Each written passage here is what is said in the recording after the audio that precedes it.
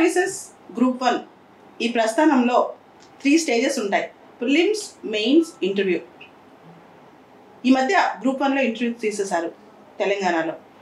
ఓవరాల్గా ప్రిలిమ్స్కి, మెయిన్స్కి, సివిల్స్ అయితే ఇంటర్వ్యూకి అంటే పర్సనాలిటీ టెస్ట్కి ఎలా ప్రిపేర్ అవ్వాలనే దాని మీద ఇయర్ లాంగ్ స్ట్రాటజీ చాలామంది అడుగుతుంటారు.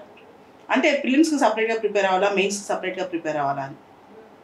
కొన్ని సబ్జెక్ట్స్ ఇంటిగ్రేట్ చేసి ప్రిపేర్ అవ్వచ్చు, కొన్ని సబ్జెక్ట్స్ ఎక్స్క్లూజివ్గా ప్రిపేర్ అవ్వాలి. అండ్ ప్రిలిమ్స్ ఆబ్జెక్టివ్ టైప్లో ఉంటుంది, మెయిన్ సబ్జెక్టివ్ టైప్లో ఉంటుంది. దేనికి ఎలా సూట్ అవుతుందో అదే విధంగా ప్రిపేర్ అవ్వాలి.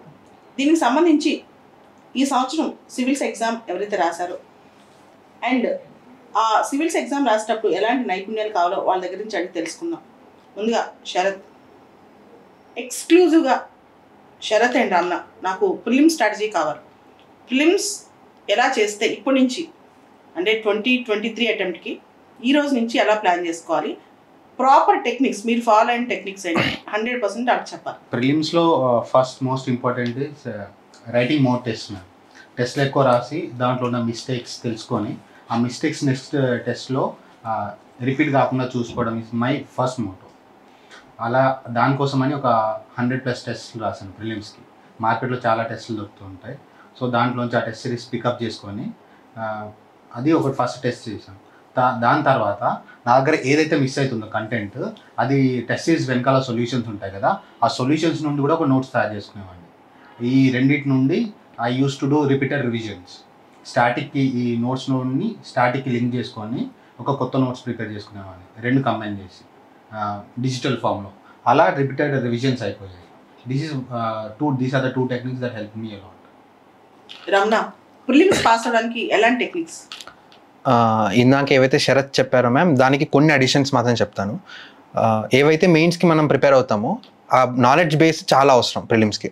Especially static subjects, polity, economy, history, వీటిలో ఆ స్టాటిక్ నాలెడ్జ్ చాలా ఇంపార్టెంట్. సో దాన్ని మల్టిపుల్ రివిజన్స్ చేయాలి. సో ఆ మల్టిపుల్ రివిజన్ చేసిన తర్వాత ఇందాక ఎలా అయితే శరత్ PYQs, అది ప్రాక్టీస్ టెస్ట్ ఏవైతే చేస్తా అన్నారు, మాక్ టెస్ట్, సో ఆ టెస్ట్ చేసేటప్పుడు సో మనకు నాలెడ్జ్ ఉన్న క్వశ్చన్స్ కరెక్ట్ పెడుతున్నామా, తప్పు పెడుతున్నామా, తెలిసిన క్వశ్చన్స్ తప్పు పెడుతున్నామంటే there is something very seriously wrong. మనం రివిజన్లో కావచ్చు, రిమెంబరింగ్లో కావచ్చు. అలానే తెలియని క్వశ్చన్స్ తెలిసిన నాలెడ్జ్తో ఎలా కరెక్ట్ చేయొచ్చు, గెస్ ఏమైనా చేయొచ్చా, లేదా ఏమైనా ఎలిమినేషన్ టెక్నిక్స్ వాడచ్చా, సో ఇవి డెవలప్ చేసుకోవాలి. ఇవి ప్రాక్టీస్ ఈ మాక్ టెస్ట్లో కానీ లేదా ప్రీవియస్ ఇయర్ క్వశ్చన్స్ కానీ ఈ రెండు తీసుకొని ఈ టెక్నిక్స్ డెవలప్ చేసుకోవాలి. ఈ టెక్నిక్స్ అనేవి వెరీ వెరీ ఇంపార్టెంట్ ప్రిలిమ్స్ విషయానికి వస్తే.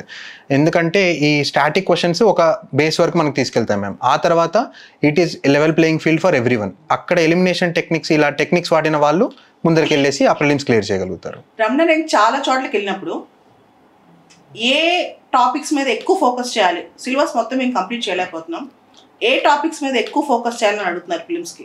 ఏ టాపిక్స్ మీద ఎక్కువ ఫోకస్ చేయాలి? 4 పిల్లర్స్ అయితే 4 core subjects ma'am. Polity, economy, హిస్టరీలో every part of the history, art and culture, ancient and modern. దాని తర్వాత జాగ్రఫీ ప్లస్ ఎన్విరాన్మెంట్, రెండు కంబైన్ చేసి ఒక కోర్ టాపిక్ లాగా అనుకుంటే these are the 4 pillars for prelims ma'am. Right. So దీంట్లో మనం ఏదో మిస్టేక్స్ చేయకుండా ఉండగలిగితే more than 90% of our job is done to clear prelims. అంటే ఈ మధ్య trending science and technology, environment ecology, sports, agriculture, current affairs, international relations, international groups, ఇవి కూడా వస్తున్నాయి. తను చెప్పిన దాంతో పాటు ఇవి కూడా ప్రిలిమ్స్లో ఎక్కువ వస్తున్నాయి. నువ్వు చెప్పిన ప్రిలిమ్స్లో మేజర్గా ఫోకస్ ఇప్పటి నుంచి ఏ ఏరియాస్ చేయాలి? చాలా మంది వచ్చి NCERTs చదివితే సరిపోద్దా, స్టాండర్డ్ బుక్స్ ఏమేమి చదవాలి, ఎన్ని క్వశ్చన్ పేపర్స్ చేయాలి, ఎన్ని డౌట్లు తెలుసా, ఏ ఊరు వెళ్ళినా ఎక్కడికి వెళ్ళినా ప్రిలిమ్స్ మీద మేము ప్రిలిమ్స్ ఎన్నిసార్లు రాసినా పాస్ కాలేకపోతున్నాం, ఏం చేయాలి అని. సో ఇందాక అన్నట్లు సరే చెప్పినట్లు 4 పిల్లర్స్తో పాటు ట్రెండ్ చేంజ్ అవ్వడం వల్ల కొన్ని పిల్లర్స్ ఎక్కువ స్ట్రెస్ అవుతున్నాయి మేము. ఫర్ ఎగ్జాంపుల్, ఇప్పుడు సివిల్ సర్వీసెస్కి, ఫారెస్ట్ సర్వీసెస్కి కామన్ ప్రిలిమ్స్, అండ్ ఫారెస్ట్ సర్వీస్కి రిక్రూట్ చేస్తున్నప్పుడు UPSC ఒక టెక్నికల్ మైండ్ సెట్తో రిక్రూట్ చేస్తుంది. So it is obvious that there will be more questions from environment, forest, climate change. ఇలానే agriculture is very very important for a country like India. And climate change వల్ల impact అవుతుంది కాబట్టి దాని importance ఇంకా పెరిగింది as a subject in prelims. So ఇందాక మనం అనుకున్నట్టు environment related every topic including agriculture, దీని ఇంపార్టెన్స్ ఆటోమేటిక్గా పెరిగింది. So this is itself competing with other big blocks like economy, polity, history, art and culture. So ఈ environment plus agri related topic stand alone టాపిక్గా చాలా చదవాలి. Normal basic text బుక్స్తో పాటు we have to see current అఫైర్స్లో ఏమేమి conventions జరుగుతున్నాయి, ఏమేమి కొత్త కొత్త అగ్రికల్చర్లో ఇన్నోవేషన్స్ ఏం జరుగుతున్నాయి.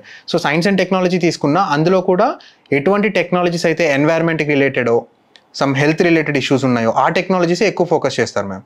సో సైన్స్ అండ్ టెక్నాలజీ విషయానికి వచ్చినా కూడా కామన్ మ్యాన్ని ఇంపాక్ట్ చేయగలిగే టెక్నాలజీస్ ఖచ్చితంగా తెలుసుకొని ఉండాలి. సో ఈ 2 కోర్ ఏరియాస్ సైన్స్ అండ్ టెక్నాలజీలో which are very important for common man and the environment part, ఈ 2 చాలా ఎక్కువ ఫోకస్ చేయాల్సిన అవసరం అయితే ఉంది. మెయిన్స్కి సివిల్స్ కావచ్చు, గ్రూప్ 1 కావచ్చు, ఇప్పటి నుంచి ఒక 4-5 months టైం పెట్టుకుని ప్రిపేర్ అవ్వాలంటే మీరు పాటించిన స్ట్రాటజీస్ ఏంటి? ఎవరు అంటే చాలామంది మెయిన్ స్క్రిప్ట్లు కరెక్ట్ చేస్తుంటాం కదా, ఒక్కొక్కరికి ఒక్కొక్క డిఫెక్ట్ ఉంటుంది. అసలు కొంతమంది కంటెంటే ఉండదు, కొంతమంది టైంలో కంప్లీట్ చేయరు. ఆ ప్రాబ్లమ్స్ మీరు కూడా ఫేస్ చేస్తుంటారు. మీరు ఎలా సాల్వ్ చేశారు? ఫస్ట్ నా ఓన్ పర్సనల్ ఎగ్జాంపుల్ ఇచ్చి నేను దీని సొల్యూషన్ చెప్తాను మ్యామ్. సో నేను ఎప్పుడైతే ప్రిలిమ్స్ ఫెయిల్ అయ్యానో నా ఇనిషియల్ అటెంప్ట్స్లో, so I had this time to improve my content for mains. So first writing skill లేకపోవడం వల్ల, ఎస్పెషలీ సైన్స్ బ్యాక్గ్రౌండ్ నుంచి వచ్చే వాళ్ళకి కామన్గా ఉన్న డిఫికల్టీ. సో వాళ్ళ రైటింగ్ హ్యాబిట్ లేకపోవడం వల్ల పేపర్ని రాయడం, అసలు ఒక క్వశ్చన్ని 10 minutes రాయడం అనేది చాలా పెద్ద ఇష్యూ ఉంటుంది. So first and foremost when you have basic content, ఒక టాపిక్లో స్టాటిక్ కంటెంట్ తెలుసు అన్నప్పుడు you can write some questions on the topic. ఎక్కడో చేయాల్సిన అవసరం లేదు, ఆ టాపిక్ నుంచి వచ్చిన ప్రీవియస్ ఇయర్ క్వశ్చన్స్కి ఆన్సర్స్ రాయగలిగితే చాలు. సో ఇనిషియల్గా it use to take me 35 to 40 minutes ఒక్క క్వశ్చన్కి. సో బట్ అది నేను ఎవ్రీడే చేసేవాడిని. Everyday I use to right 2 questions. So అలా 2 questions ఇనిషియల్గా 1 hour పట్టేది, finally it came down to 25 minutes అన్నమాట. రోజుకి ఎన్ని గంటలు చదివాడు రమణ? ఎవ్రీడే ఎన్ని అవర్స్? ఎవ్రీడే ఇనిషియల్గా నియర్లీ 10 to 12 hours అయితే ఈజీగా అయ్యేది మ్యామ్. ఎందుకంటే నేను ఏ వర్క్ చేయకుండా ఉండేవాడిని. So I use to completely sit for preparation. So physical activity, other things తీసేగా 10 to 12 hours ఇనిషియల్ ఇయర్స్లో చదివేవాడిని. మోటివేషన్ ఎలా కంటిన్యూ అయింది? అన్ని అవర్స్ చదవడానికి చాలా మోటివేషన్. అవును మ్యామ్. మోటివేషన్ ఎక్కువ వరకు నాకు భయంతో వచ్చేది. నాకు ఎలాగైనా ర్యాంక్ తెచ్చుకోవాలని ఇంట్రెస్ట్ ఉండే, కాకపోతే మెయిన్స్లో స్కోర్ రావాలంటే I have to have the skill of writing. వేరే వాళ్ళ అంటే నా చుట్టూ ఉన్న కాంపిటీషన్తో చూస్తే నేను చాలా పూర్గా ఉండే రైటింగ్ స్కిల్స్లో. So it was very clear for me, either I have to work hard and improve or quit the process. So ఆ ఉద్దేశంతో నేను వర్క్ చేసేవాడిని. మెయిన్స్ టెక్నిక్స్ కావాలి.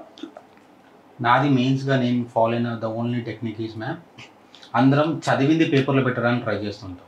బట్ నేను పేపర్లో ఏదైతే పెట్టాలనుకున్నానో దాన్ని చదవడానికి ట్రై చేశాను. Because when I look in to toppers answer scripts కానీ ర్యాంక్ వచ్చిన వాళ్ళ ఈ టెస్ట్ సిరీస్ పేపర్స్ చూస్తుంటే నాకు అక్కడ అనిపించింది వాళ్ళ దగ్గర స్పెసిఫిక్ డాటా పాయింట్స్ ఉంటాయి, కమిటీ రిపోర్ట్స్ ఉంటాయి, బాడీలో కొంచెం పర్ఫెక్ట్ కంటెంట్ ఉంటుంది.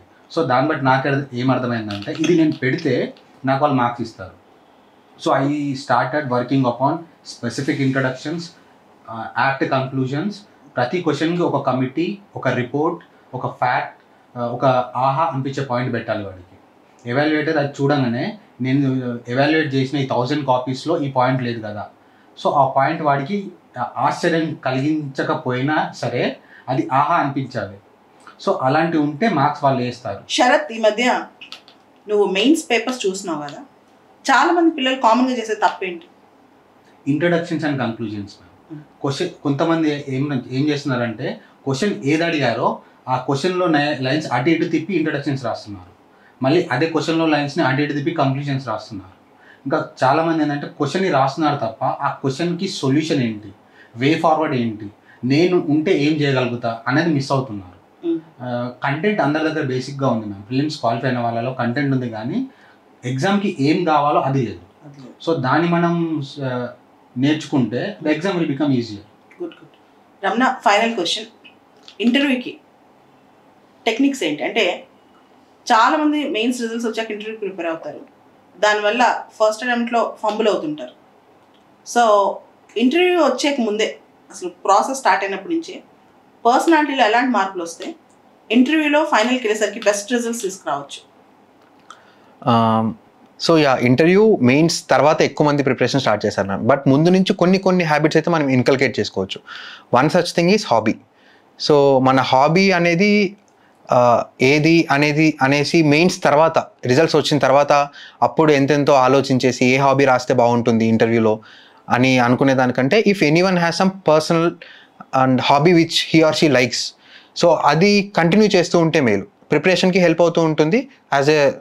హాబీ ఆఫ్ రిలాక్సేషన్ కాసేపు, అలానే ఆ హాబీలో కూడా వాళ్ళకి జెన్యూన్ ఇంట్రెస్ట్ ఉండడం వల్ల నాలెడ్జ్ కూడా ఉంటుంది. So one thing is hobby. Second వచ్చేసి చుట్టూ జరుగుతున్న ఎస్పెషల్లీ వాళ్ళ చుట్టూ జరుగుతున్న ఇన్సిడెంట్స్ కాస్త క్యూరియాసిటీతో తెలుసుకుంటూ ఉంటే బెటర్. ఎందుకంటే ఇంటర్వ్యూలో వెళ్ళినప్పుడు మన ఒపీనియన్స్ అడుగుతారు on various issues.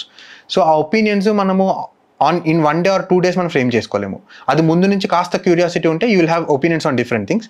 And positive attitude, అది ఇంటర్వ్యూలో రిఫ్లెక్ట్ అయిపోతుంది. Even if someone tries to bluff 2-3 minutes కంటే ఎక్కువ బ్లఫ్ చేయలేరు, వాళ్ళ యాక్చువల్ ఇంటెంట్ బయటపడిపోతుంది. So having a positive attitude on various issues. So ఈ 3 things. శరత్, ఇంటర్వ్యూకి ఫస్ట్ నుంచి ప్రిపేర్ అవ్వాలంటే 2-3 steps చెప్పు. ఇప్పటి నుంచి ప్రిపేర్ అవ్వాలంటే ఎవరైనా. ఒకటి, ఇంట్రెస్ట్ ఓవర్ టాపిక్స్. న్యూస్ పేపర్లో ఇచ్చింది కాకుండా అసలు యాక్చువల్ ఇంటెంట్ ఆఫ్ టాపిక్, ఆ టాపిక్ ఎందుకు న్యూస్ పేపర్లో ఉంది అన్న క్యూరియాసిటీ, రమణ చెప్పినట్టు ఆ క్యూరియాసిటీ ఉంటే ఫస్ట్ థింగ్ మ్యామ్. ఇంకోటి, అంత పెద్ద టాపిక్ని 2 or 3 lines సమ్మరైజ్ చేసే కెపాసిటీ ఉండాలి, comprehensive ability. And you have to be very clear with your expression. నువ్వేం చెప్పాలనుకుంటున్నావు అవతల వాడికి నీ మాటల్లో, నీ ఎక్స్ప్రెషన్స్లో తెలిసిపోవాలి. రైట్.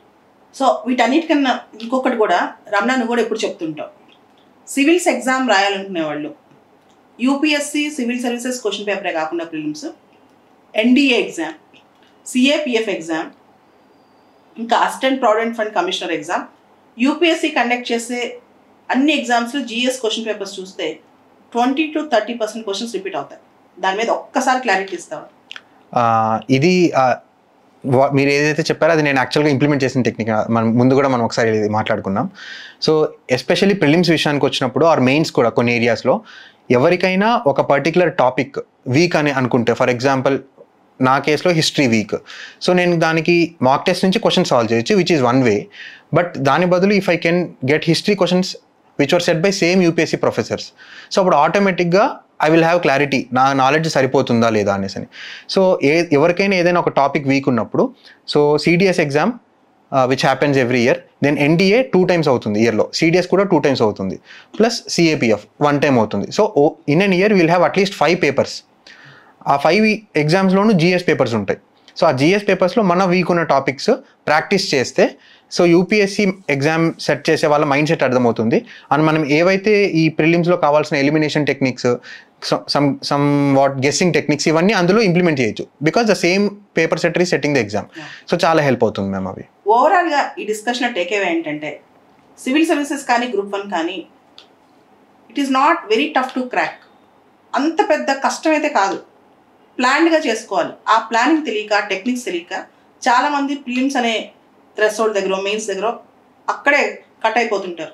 అలా కాకుండా కాస్త ఓపిక్గా టెక్నిక్స్, ప్లానింగ్, పాస్ అయిన వాళ్ళందరికీ విపరీతమైన నాలెడ్జ్ కానీ అన్ని సబ్జెక్టులు తెలుసుకుంటాం కానీ అలా ఉండదు.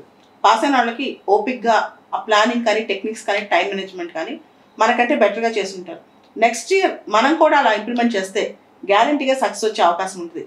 ఇప్పటి నుంచి నెక్స్ట్ 10 months ఉంది కదా అని ఆలోచించకుండా ప్రతి మంత్ని ఒక టార్గెట్గా తీసుకుని, ప్రతి మంత్లో మనకి ఎగ్జామ్స్ ఉన్నాయి అనుకుని ఎవ్రీ మంత్ ఒక ఫోకల్ పాయింట్గా తీసుకుని ఇప్పటి నుంచి స్టార్ట్ చేయండి. ఖచ్చితంగా 2023 ఎగ్జామ్లో సక్సెస్ మీదే అవుతుంది.